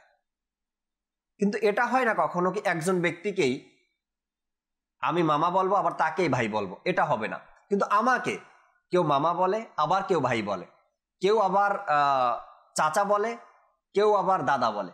আমি একজন ব্যক্তি, কিন্তু আমাকে বহু নামে মানুষ ডাকে। আর যারাই আমার আত্মীয়, কাছের আত্মীয়, সবার প্রতি আমার একটা হক আছে, আমার একটা দায়িত্ব আছে, আমার একটা কর্তব্য আছে সবার প্রতি। এখন সেই কর্তব্য থেকে, সেই দায়িত্ব থেকে যদি আমরা বের হয়ে আসতে চাই, আর যদি বলি আমার সময় কোথায়, তবে আপনার মতো, আপনার চেয়ে দুর্ভাগা আর সমাজে কোনো ব্যক্তি হতে পারে না। মামা বলে যে ডাক দিল, কতটা ভালোবাসা এখানে। ভাই বলে যে ডাক দিল, কতটা ভালোবাসা এখানে কাজ করে। বা চাচা বলে যে ডাক দিল, কতটা ভালোবাসা এখানে। তো সেটাকে যদি আপনি তুচ্ছ মনে করেন আর বলেন আমার সময় কোথায়, হ্যাঁ, একটা আছে মান অভিমান রফিক ভাই, একটা আছে মান অভিমান, আর একটা আছে অবহেলা করা। দুইটা কিন্তু দুই জিনিস। মান অভিমান কি রফিক ভাই, তৌফিক ভাই? সেটা হলো গিয়ে মান অভিমান কোনো বিষয় নিয়ে, কোনো কথা নিয়ে আমার মনে কষ্ট পেয়েছি, আমি কষ্ট পাওয়ার কারণে আমি একটু অভিমান করে আছি, তোমাদের সাথে কথা বলবো না, আমাকে তোমরা দাওয়াত দেওনি, তোমরা আমাকে জিজ্ঞাসা করনি, তোমরা আমাকে দুঃখের সময় ডাকো, সুখের সময় ডাকো না। একটা মান অভিমান আমার মধ্যে, আমি কথা বলতেছি না, একটা মান অভিমান। এটা কিছুদিনের জন্য হয়, কয়েকদিনের জন্য হয়। যখন ওই দিক থেকে কল আসে আর বলে আসলে বুঝতে পারিনি, সরি, ভুল হয়ে গিয়েছে, তখন মান অভিমানটা হৃদয় থেকে বের হয়ে যায়। আর একটা হয়েছে তুচ্ছ তাচ্ছিল্য করা, আর একটা হয়েছে অবহেলা করা। এটা কখনো না, যার সাথে আপনি করছেন সে ক্ষমা করবে, সে তো ক্ষমা করতে চাইবে না, কেননা আপনি আমাকে অবহেলা করেছেন, আপনি আমাকে কোনো দাম দেননি, আপনার কাছে আমার কোনো দাম নেই, আপনি আমাকে অবহেলা করেন। অবহেলাটা বড় খারাপ জিনিস, অবহেলাটা বড় অপমানজনক জিনিস। এই জন্য এই যে খবরাখবর নেওয়া রফিক ভাই আত্মীয় স্বজনের, এখানে অবহেলা অনেক বড় একটা বেশিরভাগ ক্ষেত্রে, মানে অবহেলাটাই বেশিরভাগ ক্ষেত্রে হয়ে থাকে। আর এ সম্পর্কে আল্লাহ নবী সাল্লাল্লাহু আলাইহি ওয়াসাল্লাম খুব চমৎকার একটি হাদিস রয়েছে, শিক্ষণীয় একটি হাদিস। জি। এবং আল্লাহ করুক যে এই হাদিসে পাক থেকে আমরা শিক্ষা গ্রহণ করে আমিন সেই অনুযায়ী যেন আমরা আমল করতে পারি। আল্লাহ নবী ইরশাদ করেছেন, বুখারী শরীফের হাদিস, জি, যে দুটি নিয়ামত এমন রয়েছে যা নিয়ে অনেক লোক বিভ্রান্তিতে থাকে সব সময়। তার একটি হচ্ছে সুস্থতা, অপরটি হচ্ছে অবসর সময়। জি। তো সুস্থতা নিয়েও মানুষ যেমন দ্বিধাদ্বন্দ্বের মধ্যে থাকে, বিভ্রান্তির মধ্যে থাকে, অবসরকে নিয়েও মানুষ, অবসর যে সময় রয়েছে, অবসর সময়কে নিয়েও মানুষ বিভ্রান্তির মধ্যে থাকে। মানুষ চিন্তা করে যে এখন সময় অনেক রয়েছে, আমি এই কাজটা এখন না পরে করে নেব। আচ্ছা, ঠিক আছে, আত্মীয় ডেকেছেন, ঠিক আছে এখন না পরে আমি করে নেব। মা বাবা একটা কাজ করতে বললেন, মা এখন না আমি পরে করে নেব। এই যে মানে অবসর সময়টাকে গনিমত মনে না করা, সুস্থতাকে গনিমত মনে না করা। আজ আমি সুস্থ রয়েছি, কোনো একটা কাজ করার আমার কাছে হুকুম এলো বা নির্দেশ এলো কিংবা সাজেশন করলো কেউ, আমি সেই কাজটা কি করলাম, সেই কাজটাকে রেখে দিলাম। ইম্পর্টেন্ট, ওইটার যে ইম্পর্টেন্স রয়েছে সেটা আমি দিলাম না। তো আমি ভাবলাম যে এই কাজটা আমি আগামীকাল করে নেব, পরে করে নেব। তো আজ আমি সুস্থ রয়েছি, কালকে তো সুস্থ নাও থাকতে পারি, কালকে অসুস্থ হয়ে যেতে পারে। আজ আমি জীবিত রয়েছি, কাল আমি মৃত্যুবরণ করতে পারি, তখন সেই কাজটা কে করবে? তো কাজেই সময়ের কাজ সময়, মানে ম্যানেজমেন্ট, টাইম ম্যানেজমেন্ট যেটা, এটার যদি গুরুত্ব আমরা না দিই তাহলে আমাদের জীবনে অনেক আক্ষেপ করতে হবে, অনেক আফসোস করতে হবে। আরেকটি হাদিস, এই হাদিসটি আল মুস্তাদরাক লিল হাকিম কিতাবের মধ্যে এসেছে। আল্লাহ নবী ইরশাদ করেছেন যে তোমরা 5টি বস্তুকে, মানে 5টি বিষয়কে তোমরা 5টি বিষয়ের পূর্বে গনিমত মনে করো। একটি হচ্ছে যৌবনকে বার্ধক্যের পূর্বে, দ্বিতীয়ত হচ্ছে সুস্থতাকে অসুস্থতার পূর্বে, তৃতীয়ত ধনাঢ্যতাকে দারিদ্রতার পূর্বে, চতুর্থ অবসর সময়কে ব্যস্ততার পূর্বে, পঞ্চম জীবনকে মৃত্যুর পূর্বে। এই যে 5টা বিষয় রয়েছে, যে আজ আমার কাছে প্রচুর ধন সম্পদ রয়েছে, আমি চিন্তা করব যে আমার কাছে এই ধন সম্পদ চিরকাল থাকবে। ভুল। এটা আজকে ধন সম্পদ আছে, কালকে নাও থাকতে পারে। কথায় বলে না যে সকালের আমির সন্ধ্যায় ফকির। তো এরকম প্রত্যেকটা বিষয়ে আজকে যে আমানত, আজকে যে নিয়ামত, আজকে যে আপনার কাছে সুযোগ রয়েছে, প্রাচুর্য রয়েছে, সুস্থতা রয়েছে, অবসর সময় রয়েছে, আপনার কাছে আপনার জীবন স্টিল আপনি অ্যালাইভ রয়েছেন এখনও, এটা তো কালকে নাও থাকতে পারে বা পরবর্তী মুহূর্তে নাও থাকতে পারে। তো কাজেই সময়ের কাজ সময়, যে কাজটা এখন করতে বলা হয়েছে সেটা আপনি করে নিন, অর্থাৎ টাইম ম্যানেজমেন্ট। আর যদি প্রথম থেকে যদি এই টাইমিংয়ের যে শিডিউলটা রয়েছে এটা তৈরি করে নেওয়া যায়, যে সপ্তাহে একদিন হলেও আমি আত্মীয় স্বজনের সাথে কথা বলবো, সপ্তাহে একদিন হলেও আমি যেটা বললাম যে প্রবাসী যারা রয়েছে এরা কিন্তু, কারণ এটা আমার প্র্যাকটিক্যাল, আমার লাইফে দেখা, যে যেই ছেলে কাল পর্যন্ত মা বাবার তোয়াক্কা করতো না, যে মা বাবা খেলো কি খেলো না, রাত 2টো পর্যন্ত 1টা পর্যন্ত সন্তানের অপেক্ষায় বাবা, যে আমার সন্তান কোথায়, বাবা তুমি কোথায় আছো, 12টা বেজে গেছে, বাবা এই তো আমি একটু বন্ধু বান্ধবের সাথে, তাড়াতাড়ি চলে আসো, তোমার মা খাবার নিয়ে বসে আছে। যেই চিন্তা ছেলের করা উচিত ছিল সেটা বাবা মা করছে। অথচ সেই ছেলেই দেখুন, মানে কেয়ারলেস একটা মানুষ, সে যখন প্রবাসে চলে গেল এখন সে মাকে ফোন করছে, বাবা কি করছে, বাবা কোথায়, বাবার একটু বাবাকে দাও কথা বলি। তো বাবা কাছ থেকে এখনো আসেনি, সেই সন্তান খবর নিচ্ছে বিদেশ থেকে, আবার মায়ের জন্য বাপকে বলছে যে মায়ের একটু টেক কেয়ার করো, মা বোধহয় ঠিক মতো খাবার খায় না, আমার চিন্তা করে। মায়ের চোখের নিচে ভিডিও কল যখন দিয়েছে, মায়ের চোখের নিচে কালো দাগ পড়ে গেছে, মা বোধহয় আমাকে নিয়ে চিন্তা করে, বাবা তুমি একটু দেখো না মায়ের কি হয়েছে। সেই ছেলে দেখেন স্থান কাল পাত্র ভেদে, অর্থাৎ যখনই স্থানের পরিবর্তন হয়ে যায়, কালের পরিবর্তন হয়ে যায়, তখনই কিন্তু মানুষের মাঝে একটা চেঞ্জিং চলে আসে। তো এই জিনিসটা আমি প্রবাসে গিয়ে যেটা আমি করব সেটা স্বদেশে কেন নয়, কেন পারছি না, ওই ফিলিংটা আমার মাঝে কেন আসছে না। তো এই জন্য আমাদেরকে টাইম ম্যানেজমেন্ট করতে হবে। টাইম ম্যানেজমেন্ট যদি আমরা করতে পারি তাহলে আমরা ঘরকেও আমরা নিয়ে চলতে পারবো, বাহির যে রয়েছে সেটাও আমরা নিয়ে চলতে পারবো। ঘরে বাইরে আমাদের ভূমিকা যে আছে সমান তালে চলতে থাকবে। Right right. আসলে প্রবাসীদের যে কথাটা বললেন, আমারও প্রায় সময় প্রবাসী ভাই যারা আছে তাদের সাথে কথা হয়, আমি দেখি তারা খুব বিজি মানুষ, ওখানে খুব ব্যস্ত থাকে, তাদের দিন রাত পরিশ্রম, এরপরে নিজের ব্যক্তিগত কাজ, খানা দানা, বাড়িতে কথা বলা, তারপরেও তারা এমনও লোক আছে কি প্রতিদিন বাড়িতে আত্মীয় স্বজন, মা বাবা, নিজের ঘরের মানুষের সাথে কথা বলে। আর অথচ আমরা নিজের দেশে থেকেও এখন হয়তো বা পার মিনিট 40 পয়সা কাটে, মোবাইল ফোনে যদি কেউ কল করে বা 50 পয়সা কাটে, তারপরেও সপ্তাহ পার হয়ে যায়, 15 দিন পার হয়ে যায় বা 1 মাস পার হয়ে যায়, আপন আত্মীয় ঘরের মানুষের সাথে যোগাযোগ নেই, কথাবার্তা নেই। হয়তো এটাই বলবে কি সময় পাই না আমি। আচ্ছা সময় পায় না, বাংলাদেশে 8 থেকে 9 ঘন্টা ডিউটি হয়, তারপরও সময় পায় না। আচ্ছা যদি সময় না পায় নিজের ব্যবসার কারণে, তো লোক রাখেন আপনি, আরো 3-4 জন রাখেন, প্রয়োজনে আরো বেশি রাখেন, তারপরও এমন তো নয় কি আপনি 3 জনের কাছে একা করেন, ওটা তো সম্ভবই নয়। আপনার শারীরিক শক্তি যতটুকু আছে ততটুকু আপনি করতে পারেন, এর চেয়ে বেশি করতে পারেন না। একটা হচ্ছে মনের ইচ্ছা, আর একটা হচ্ছে অলসতা, না বোঝা, না জানা। এমনটা যেন আমরা না করি, এতটা অবহেলা যেন আমরা না থাকি, অবহেলার মধ্যে আমরা পরিবর্তন হওয়ার চেষ্টা করি, সময়ের গুরুত্ব দেওয়ার চেষ্টা করি। যেটা নবী পাক সাল্লাল্লাহু তাআলা আলাইহি ওয়াসাল্লাম হাদিসে মোবারকার মধ্যে আমাদেরকে বারবার সতর্ক করেছেন সময়কে গুরুত্ব দেওয়ার জন্য। যদি সময়কে আমরা গুরুত্ব না দিই, এই সময় আমাদেরকে একটা সময় আসবে কি সময় আমাকে তলোয়ারের মতো কেটে দিবে। আর যদি সময়কে আমি ব্যবহার করতে না পারি, হ্যাঁ যদি সময়কে আমি ব্যবহার করতে পারি, তো সময় আমার হাতের মুঠে থাকবে, আমি যেভাবে চাইবো সেভাবে নিজের জীবনকে, নিজের লাইফকে আমি ঘোরাতে পারবো। যদি আমি এটাকে না চাই, তো সময় আমাকে তলোয়ারের মতো কেটে দিবে একদিন। এই জন্য সময়কে সুন্দর মতো ব্যবহার করা উচিত। কিছু SMS আছে দর্শকের, SMS গুলো পড়ব ইনশাআল্লাহ তাআলা। আর আমরা চাইবো নাতখা ইসলামী থেকে আবারও নাতে রসুল মকবুল সাল্লাল্লাহু আলাইহি সাল্লাম শোনার জন্য। একজন আমাদেরকে SMS করলেন, আসসালামু আলাইকুম। ওয়ালাইকুম আসসালাম ওয়া রাহমাতুল্লাহি ওয়া বারাকাতুহু। রহমতপূর্ণ প্রবাদ অনুষ্ঠান দেখছি, আজকের বিষয় নিয়েছেন সময় কোথায়। আসলে পৃথিবীতে বেশিরভাগ মানুষেরই এমন চিন্তা ভাবনা কি আমার হাতে সময় নেই। আর এটা চিন্তা করতে করতেই তার সময় পার হয়ে যায়, কাজ করার সুযোগ তার আসে না। আসলেই এটাও একটা ভালো কথা, মানুষের মাথার মধ্যে বসে গেছে আমার সময় নাই, আমি তো বিজি মানুষ। দাওয়াত ইসলামীতে একজন ব্যক্তি আছে যাকে দেখলেই মনে হয় সে বিজি, আর সাধারণ মানুষের কাছে, জিম্মাদারের কাছে তার ব্যাপারে এটাই শুধু অনেক ব্যস্ত। রুকনুসুরা হাজী আব্দুল হাবিব আত্তারি ভাই।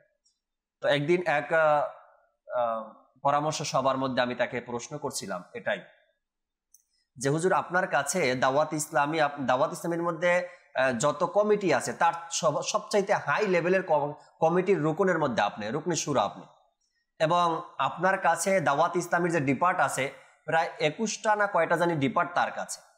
এরপরে আপনি সবচাইতে মোবাল্লিগদের মধ্যে বেশি বিদেশে সফর করেন, অন্যান্য রাষ্ট্রগুলোর মধ্যে সফর করেন। সময় ম্যানেজমেন্ট কিভাবে সম্ভব? আর আপনি এত ব্যস্ততার মধ্যে এতগুলো ডিপার্ট কিভাবে পরিচালনা করেন, তাও বড় বড় ডিপার্টগুলো, যা আপনার মাদানী চ্যানেল এনার কাছে, ইজারা মজলিস এনার কাছে। তো খুব সুন্দর একটা কথা বলছেন, এই SMS এর সাথে মিলে গেছে। তিনি বলেন কি, মানুষ বলে আমি বিজি, কিন্তু আমি এত বিজি না। দেখেন আপনাদের SMS এর উত্তর আমি দেই, এরপরে কল করলে কল রিসিভ করি, এরপরে আত্মীয়কে সময় দেই, নিজের পরিবারকে সময় দেই, এরপরে বিদেশে যে সফর করি, ভিসা লাগানো, টিকিট করা, এগুলো করি, বিভিন্ন জায়গাতে বয়ান, প্রতি রাতের 2টা-3টা করে বয়ান থাকে, এগুলো করা, সুরার মজলিসের মাশওয়ারা করা, অন্য অন্য ডিপার্টের মাশওয়ারা করা। আমি ইজি মানুষ বিদায় তো এগুলো করতে পারতেছি, যদি বিজি থাকতাম তবে তো করতে পারতাম না। এখন কথা হয়েছে আমাদের মাথার মধ্যে ঢুকে গেছে আমি বিজি, আমার মতো ব্যস্ত আর কেউ নেই, আমি অনেক বিজি বা আমার সময় নেই। আসলে খুব সুন্দর SMS তিনি করেছেন, আমাদের মাথায় বসে গেছে আমি বিজি। এটা যদি বের করতে পারি, কেন বিজি আমি তো একবারে ইজি আছি, মানুষের ফোন কল রিসিভ করতেছি, খাবার খাচ্ছি, আরাম করছি, এরপরে ঘুরতে গেছি বন্ধুদের সাথে। তো এতটা ইজি হওয়ার পরেও যদি মানুষকে বলে আমি বিজি, আসলে এটা একটা ভুল চিন্তা ভাবনা। আমাদেরকে যদি এটা থেকে বের হয়ে আসতে পারি যে আমি বিজি নয়, আমার কাছে অনেক সময় আছে, তবে আশা করা যায় ইনশাআল্লাহ তাআলা এই ব্যস্ততাও আমাদের দূর হয়ে যাবে, তাই না? আরেকজন SMS করলেন, আসসালামু আলাইকুম। ওয়ালাইকুম আসসালাম ওয়া রাহমাতুল্লাহি ওয়া বারাকাতুহু। তৌফিক ভাইকে বললেন, তৌফিক ভাইকে মাদানী চ্যানেলের পর্দায় দেখে খুব খুশি লাগলো, আরো কিছু মাদানী ফুল তৌফিক ভাই থেকে শুনতে চান। মাশাআল্লাহ, শোনাবেন ইনশাআল্লাহ তাআলা, যেহেতু সাথে আছেন আমাদের, অবশ্যই মাদানী ফুল তিনি শোনাবেন। এরপরে জামাল ভাই লিখলেন, আসসালামু আলাইকুম। ওয়ালাইকুম আসসালাম ওয়া রাহমাতুল্লাহি ওয়া বারাকাতুহু। রংপুর থেকে বলছি, ছাত্রদের মধ্যে একটা সমস্যা বেশি দেখা যায় সময় নিয়ে। তারা শুধু কাজের কথা বললেই তারা বলে আমার লেখাপড়া আছে, কাজ আছে, স্কুলে যেতে হবে, আমি এ বিষয়ে কিছু বলতে বলেছেন তিনি। আসলে ছাত্রদেরকে একটু ছাড়ও দেওয়া দরকার, কেননা লেখাপড়া যেটা আছে এটা ব্রেনের উপরে চাপ পড়ে তাদের। এটা বুঝতে হবে আমাকে। এক একটা ছাত্র প্রতিদিন তাকে 10 থেকে 12টা বই ক্লিয়ার করতে হয়। জামিয়াতুল মদিনা একটু কম কিতাব, বা অন্যান্য প্রতিষ্ঠান যেগুলো আছে, আলিয়া মাদ্রাসা বলেন, আপনি প্রাইমারি স্কুল বলেন, হাই স্কুল বলেন, এগুলোতে বই একটু বেশি থাকে। আমি যখন আলিয়া মাদ্রাসায় পড়ি 8-এ, তখন তো আমার কাছে প্রায় 14টা বই ছিল। তখন বই নিয়ে টেনশনে থাকতাম আমি, কোন বই কখন অধ্যয়ন করব। তো ছাত্র যারা আছে, স্টুডেন্ট যারা আছে, তাদের উপরে যে লেখাপড়া, এটা একটা ব্রেনের একটা চাপ, প্রেশারের মধ্যে থাকে, একটু ছাড় দেওয়া তাদেরকে দরকার। হ্যাঁ, কাজ করাবেন না এমন না, কাজ করাবেন, তবে তাদের প্রতি একটু সহানুভূতি দেখাতে হবে। এমনটা নয় কি তারা একেবারে অলস হয়ে গেছে, এমনটা নয়। আর ছাত্র ভাইদেরকে বলি, যতই ব্যস্ত থাকি আমরা, একটু সময় যেন বের করে ভাইকে, বাবাকে, মাকে, ঘরের মানুষকে যেন আমরা দেওয়ার চেষ্টা করি। এরপরে এনায়েতুল্লাহ ভাই মুন্সিগঞ্জ থেকে SMS করেছেন, আসসালামু আলাইকুম। ওয়ালাইকুম আসসালাম ওয়া রাহমাতুল্লাহি ওয়া বারাকাতুহু। সময় নিয়ে আজকের আলোচনা করছেন রফিক ভাই, খুব সুন্দর মাদানী ফুলগুলো দিয়েছেন। আমার ছোট ভাই থাকে প্রবাসে, যাওয়ার পর থেকে আজ পর্যন্ত একদিনও মিস হয়নি কি যেদিন সে ফোন করেনি, প্রতিদিন ফোন করে এবং সবার সাথে কথা বলার চেষ্টা করে। মাশাআল্লাহ। প্রবাসীরা আসলেই তারা তো দূরে থাকে ঘরের মানুষ থেকে, তাদের একটা হৃদয়ের মধ্যে টান থাকে সবসময় কিভাবে কথা বলা যায়, কিভাবে কথা বলবো। আল্লাহ তাবারক ওয়া তাআলা প্রবাসী ভাইদেরকে ভালো রাখুক, তারা অনেক বড় সাপোর্ট দিচ্ছে বাংলাদেশকে, আল্লাহ তাআলা তাদেরকে সুখে রাখুক, নিরাপদে রাখুক, নিরাপদে রাখুক। দোয়া করি তাদের সবার জন্য। অনেক মানুষ আছে প্রবাসী ভাইদেরকে নিয়ে বিভিন্ন ধরনের কথা বলে থাকে। সব প্রবাসীরা খারাপ এরকমের না, একজন হয়তো বা কোনো এরকমের খারাপের মধ্যে লিপ্ত হয়ে গিয়েছিল, তার জন্য সব প্রবাসীদেরকে খারাপ বলা যাবে না। মানুষ বিভিন্ন অঞ্চল নিয়ে, আমাদের বাংলাদেশেও বিভিন্ন অঞ্চল নিয়ে কথা তুলে এবং খারাপ বলে, কিন্তু এক অঞ্চলের মানুষ সবাই খারাপ না। এক অঞ্চল থেকে একজন মানুষ কোনো খারাপ কাজের মধ্যে লিপ্ত হওয়ার কারণে পুরো অঞ্চলকে মানুষ, ওই এলাকাকে, ওই জেলাকে মানুষ খারাপ বলে, এমনটা নয়। আল্লাহ তাআলা বোঝার তৌফিক দিক। তৌফিক মাদানী ভাই আরো কিছু মাদানী ফুল আমাদেরকে শোনাবেন। আসলে আমাদের পুরো আলোচনার যে বিষয়টা, এর মধ্যে কোরআন মাজিদের একটি আয়াত, ওয়ামা খালাকতুল জিন্না ওয়াল ইনসা ইল্লা লিয়াবুদুন, আমাদের সৃষ্টির যে উদ্দেশ্য, রাইট, এই উদ্দেশ্যটাকে যদি আমরা সামনে রাখি তাহলে আমাদের সব সমস্যার সমাধান এখানে। সুবহানাল্লাহ, সুবহানাল্লাহ। ওয়ামা খালাকতুল জিন্না ওয়াল ইনসা ইল্লা লিয়াবুদুন, আমি মানব জাতি এবং জিন জাতিকে সৃষ্টি করেছি শুধুমাত্র ইবাদতের জন্য। তো যদি আমরা আমাদের জীবনটাকে ইসলামিক ভাবে পরিচালনা করি, সাথে সাথে এই জিনিসটা বোঝার জন্য আবার যে জিনিসটা প্রয়োজন সেটা হচ্ছে ইলম, রাইট। ইলমে দ্বীন যদি আমাদের কাছে থাকে তাহলে আমরা বুঝতে পারবো কোনটা আমাদের মুখ্য, কোনটা গৌণ, কোনটা আসল, কোনটা ফরা। যখন আমরা আসল ফরার মধ্যে পার্থক্য বুঝতে পারবো, মুখ্য এবং গৌণের মধ্যে আমরা পার্থক্য বুঝতে পারবো, তাহলে দেখা যাবে আমাদের এই সমস্যাগুলো সহজেই সমাধান হয়ে যাচ্ছে। Right, right. তো আমি যখন দেখবো হাদিস শরীফের মধ্যে মা বাবার ফজিলতের কথা আসতেছে, আপনার আত্মীয় স্বজনের সাথে সহানুভূতিশীলতার ফজিলতের কথা আসতেছে, সাথে সাথে ইলমে দ্বীন হাসিল করার গুরুত্ব সম্পর্কে বলা হচ্ছে, বা অমুক ইবাদতের কি ফজিলত, অমুক ইবাদতের কি ফজিলত, যখন আমি এক একটা জানতে পারবো তখন আমি একটা সবগুলোকে আপনার ধারাবাহিকতার মধ্যে আনতে পারবো যে কোনটার পর আমাকে কি করতে হবে, কোনটা আমাকে বেশি সময় দিতে হবে, কোনটা কম সময় দিতে হবে, কোনটা কোন সময়ের মধ্যে আমাকে ম্যানেজ করতে হবে। রাইট। সময় নিয়েও আল্লাহ তাবারক ওয়া তাআলা কোরআনে পাকের মধ্যে বিভিন্ন সূরায় আয়াতে কারিমা নাজিল করেছেন। যেমন সূরা ইউনূসের ৫ নং আয়াতের মধ্যেও আল্লাহ তাবারক ওয়া তাআলা সময়কে, রাতকে, দিনকে নিয়ে আলোচনা করেছেন। এরপর সূরা ইউনূসের ১১ নম্বর আয়াতের মধ্যেও আল্লাহ তাবারক ওয়া তাআলা সময়, তাড়াহুড়া করা, সোলো কাজ করা, এই বিষয় নিয়ে আল্লাহ তাআলা আয়াতে কারিমা নাজিল করেন। সূরা হজের ৫ নং আয়াতের মধ্যেও আল্লাহ তাবারক ওয়া তাআলা সময়কে নিয়ে আয়াত নাজিল করেছেন। সূরা কলামের ৪৪ নং আয়াতের মধ্যেও আল্লাহ তাবারক ওয়া তাআলা এই বিষয়টি নাজিল করেছেন। সূরা মুজাম্মিলের ২ থেকে ৪ নম্বর আয়াতের মধ্যেও আল্লাহ তাবারক ওয়া তাআলা ইরশাদ করেছেন, তুমি রাতে প্রার্থনার জন্য দাঁড়াও, রাতের অর্ধেক বা তার চেয়ে কিছু কম বা কিছু বেশি সময় নিয়ে। এরপরে সূরা ইনশিরার ৭ থেকে ৮ নম্বর আয়াতের মধ্যে আল্লাহ তাআলা সময়ের ব্যাপারে ইরশাদ করেছেন, তুমি দৃঢ়তার সঙ্গে কাজ করো আর যখনই সময় পাও। এরপরে সূরা আরাফের মধ্যেও আল্লাহ তাআলা ইরশাদ করেছেন সময় নিয়ে, যখন ভালো সময় আসতো তখন ওরা বলতো এটাই আমাদের প্রাপ্য, আর যখন খারাপ সময় আসতো তখন মূসা ও তার সঙ্গীদেরকে ওরা দুর্ভাগ্যের কারণ মনে করতো। তো সময় নিয়েও কোরআনে পাকের মধ্যে আল্লাহ তাবারক ওয়া তাআলা অনেকগুলো আয়াতে কারিমা নাজিল করেছেন যাতে করে আমরা সময়কে অবহেলা না করি। রফিক ভাই থেকে শেষ কিছু মাদানী ফুল আমরা শ্রবণ করে সালাতু সালাম পাঠ করব এবং অনুষ্ঠান থেকে বিদায় নেব ইনশাআল্লাহ তাআলা। প্রতিটা মানুষ আল্লাহ তাআলা যাদেরকে সৃষ্টি করেছেন, আমরা যারা দুনিয়াতে এসেছি, আমাদের উচিত মৃত্যুর পূর্বে আপনার কাছে যদি কিছু সময় যদি থাকে, সেটাও আপনি ইবাদতের কাজে লাগিয়ে দিন, ইবাদতের কাজে লাগিয়ে। যেমন জুনায়েদ বাগদাদি রহমতুল্লাহ তাআলা আলাইহি মৃত্যুর পূর্বে তিনি কোরআন শরীফ পড়তে শুরু করলেন। তো উপস্থিত যারা রয়েছেন তারা জিজ্ঞেস করলেন যে ইয়া সাইয়্যিদি, আপনি তো অসুস্থ এবং মুমূর্ষ অবস্থায়। তিনি বললেন যে আমি আমার মৃত্যুর পূর্বে যে যতটুকুই আমি বেঁচে আছি এই সময়টুকু কি আমি সৎকর্মে প্রয়োগ করব না, ভালো কাজে আমি লাগাবো না? কেননা কাল কিয়ামতের দিনে তো এই আমলটুকু আমার কাজে আসবে, আর মৃত্যুর পর আমি আমল আর করতে পারবো না, আমার আমলনামা বন্ধ হয়ে যাবে। তো কাজেই দেখুন, মানুষকে যতটুকু সময় তার হায়াতে আছে, যেমন আমি এখন বেঁচে আছি, আমি কথা বলছি, এই সময়টুকুকে কাজে লাগানো। আজকে মাদানী চ্যানেলের এই ফ্লোর থেকে এই স্টুডিও থেকে এই মেসেজই আমি মাদানী চ্যানেলে যারা ভিউয়ার্স রয়েছেন তাদেরকে দিতে চাই যে আপনারাও আপনাদের জীবনের যতটুকু সময় বাকি আছে এতটুকু সময়কে আপনারা টাইম ম্যানেজমেন্ট করে চলুন, সময়কে ভাগ করে নিন বিভিন্ন কাজে। আপনি চিন্তা করে দেখুন যে কোন সময়টা, কোন কাজটা আপনার থেকে ছুটে যাচ্ছে। পরিবার পরিজনকে সময় দেয়া, আত্মীয় স্বজনের সাথে সুসম্পর্ক বজায় রাখা, প্লাস যে কাজের জন্য আপনি কখনো না কখনো আপনার পরিবার বর্গের কাছে আপনি তিরস্কৃত হয়েছেন বা আপনাকে স্মরণ করিয়ে দেওয়া হয়েছে যে এই কাজটা আপনার দ্বারা হয়নি, সেই কাজটিকে আপনি আপনার টাইম ম্যানেজমেন্টের মাঝে, আপনি আপনার রুটিনের মাঝে নিয়ে আসুন।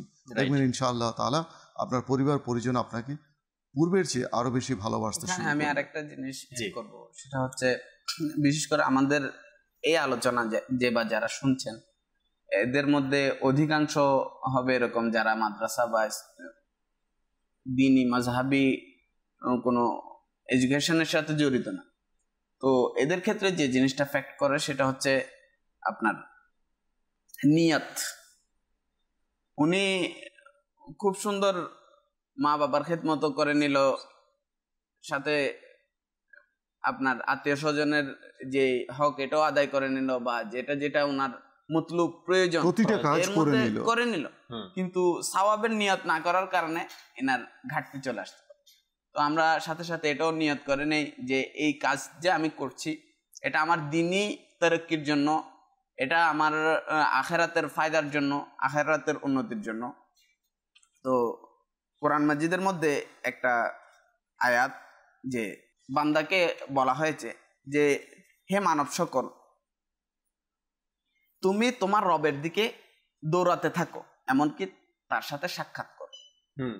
ইয়া আইয়ুহাল ইনসানু ইন্নাকা কাদিহুন ইলা রাব্বিকা কাদহান ফামুলাকিহ। তো তুমি তোমার রবের দিকে দৌড়াতে থাকো এবং তোমার রবের সাথে সাক্ষাৎ করো। আমাদের জীবনের প্রতিটা মুহূর্ত আমাদেরকে আখিরাতের নিকটে এবং আল্লাহ তাআলার দিকে দৌড়াতে হবে এবং শেষে আল্লাহ তাআলার সাথে সাক্ষাৎ করতে হবে।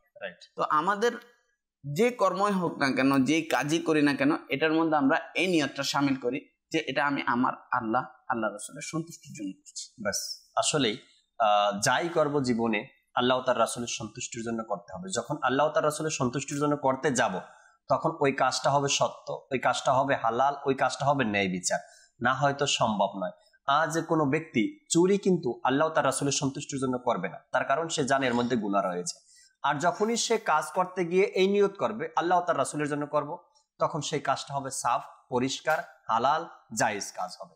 তো এমন নিয়ত থাকা দরকার সবসময় হৃদয়ের মধ্যে, অন্তরের মধ্যে, যাই করব আল্লাহ তার রাসূলের সন্তুষ্টির জন্য। হাদিসে মোবারকার মধ্যে আসছে যদি কারোর সাথে শত্রুতা পোষণ করতে হয় আল্লাহ তার রাসূলের জন্য, যদি কাউকে ভালোবাসতে হয় আল্লাহ তার রাসূলের সন্তুষ্টির জন্য, আত্মীয় স্বজনের খবরাখবর নিব আল্লাহ তার রাসূলের সন্তুষ্টির জন্য, যাই কিছু করব, যেখানেই সময় ব্যয় করব আল্লাহ তার রাসূলের জন্য অবশ্যই হতে হবে। তবে এর মধ্যে বরকত রয়েছে এবং আসানি রয়েছে। আল্লাহ তাবারক ওয়া তাআলা আমাদেরকে বোঝার আর আমল করার তৌফিক দান করুক। দর্শক শ্রোতা, ইনশাআল্লাহ তাআলা আগামী আবারও রহমতপূর্ণ প্রভাত এই অনুষ্ঠানে উপস্থিত হব, নতুন একটি বিষয় নিয়ে আলোচনা করব, নতুন নতুন মুবাল্লিগ আসবে, নাত শুনবো, আপনাদের সাথে কথা হবে ইনশাআল্লাহ। ততক্ষণ মাদানী চ্যানেলের সাথেই থাকবেন। আসুন আমরা দাঁড়িয়ে সালাতু সালাম পাঠ করি। সালাম আলাইকা ইয়া রাসূল, সালাম আলাইকা ইয়া হাবিব, সালাম আলাইকা সালাওয়াতুল্লাহ আলাইকা। आ गए आखिर ज़माना, मुश्किल है ईमान बचाना। आ गए आखिर ज़माना, मुश्किल है ईमान बचाना। कलमाए तैबा पर आना, अपने दामन में छुपाना। या नबी सलाम अलैका, या रसूल सलाम अलैका, या हबीब सलाम अलैका, सलावतुल्लाह अलैका।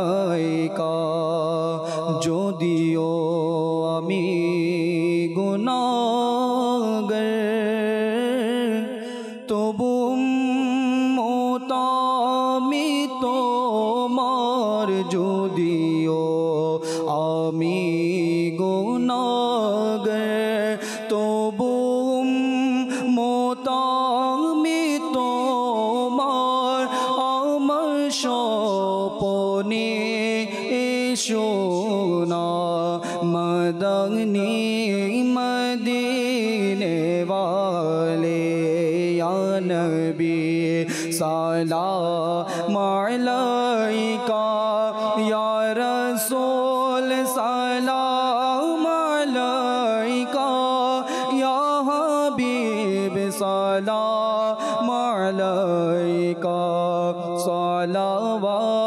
सलावतुल्लाह अलैका मुस्तफा जाने रहमत पेला खो सलाम शम्ह बगजी में हिदायत पेला खो सलाम गौसोला ज़मे इमामतो का वन्नो का जलवाए शाने कुदरत पेला खो सलाम डालो दिए कल्बों में अज़मते मुस्तफ़ा सैयदी आला हज़रत पेला खो सलाम फैज से जिनके लाखों नामाजी बने